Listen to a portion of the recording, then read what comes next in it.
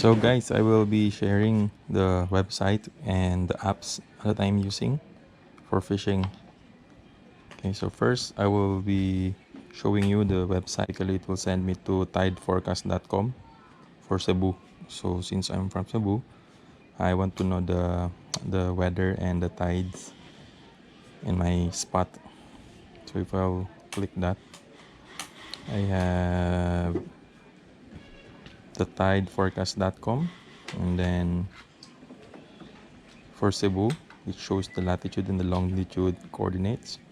And then we have these two particular tabs, tide times and sea conditions. This is very useful, and there are other tabs there, but I only use this one. So if I'm gonna click tide times,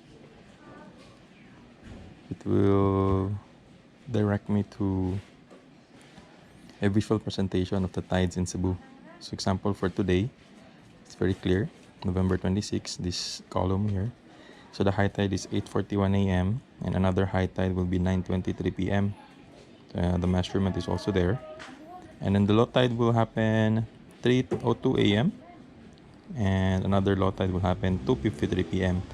Okay, so they have a forecast already of the tides, November 27, 28, 29, and I can actually just click the dots and it will show me already the details.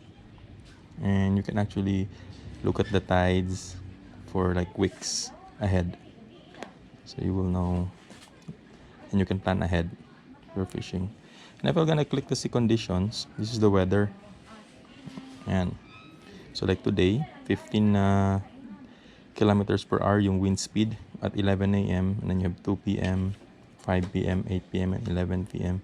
So the wind speed is out there, wind direction is also there. They also put the tides, and then they would tell you if it's sunny, cloudy, or there will be thunderstorm. And this is very useful. And you all know, guys, that safety is #1 priority when it comes to fishing. So tomorrow, Friday, the forecast will be like this. So that means the best time for tomorrow is actually in the morning, because in the afternoon, around 5 p.m., the wind will start to pick up. Maging malakas na siya with some thunderstorm. And let's see the weekend. Weekend is gonna be very bad because it's like 20 kilometers per hour. It's not really accurate, but it will show you, the estimation of how fast and how slow the wind would be on that day. Okay, so that's one website. It's very useful when it comes to fishing, the tideforecast.com. Let's go to my fishing apps. So here I created one section for my fishing apps.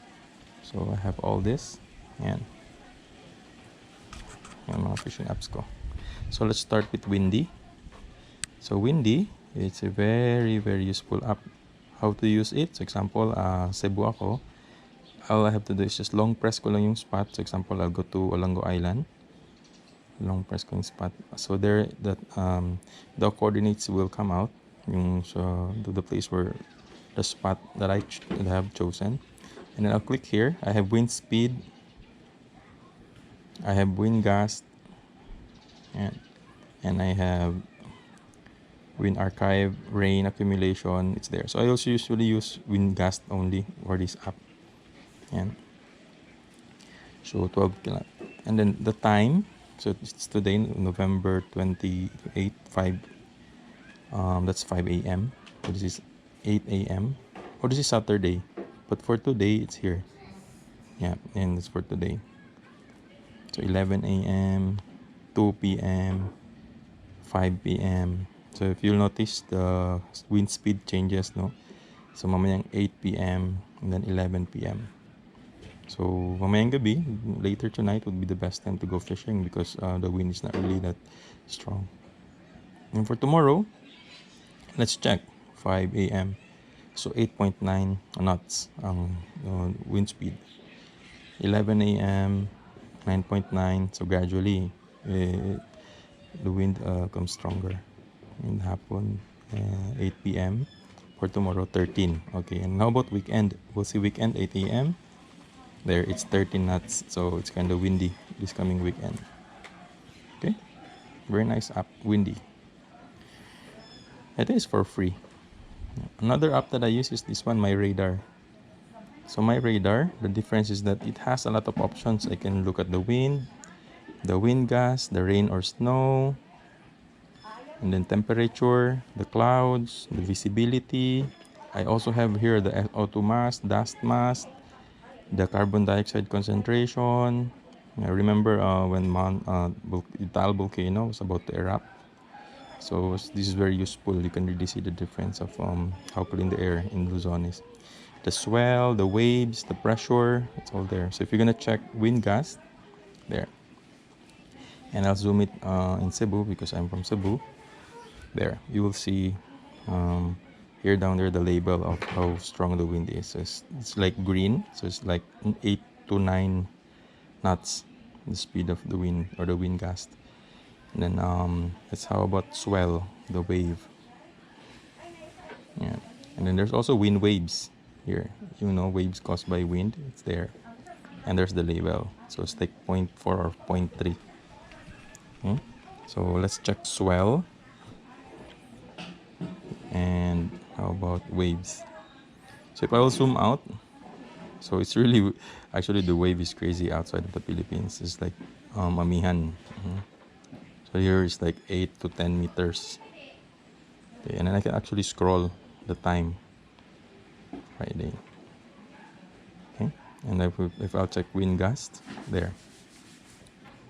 Go Friday. Yeah. I'll go to my spot. And Saturday. Yeah. I'll update you. So when is the best time to go fishing? If it's like color blue.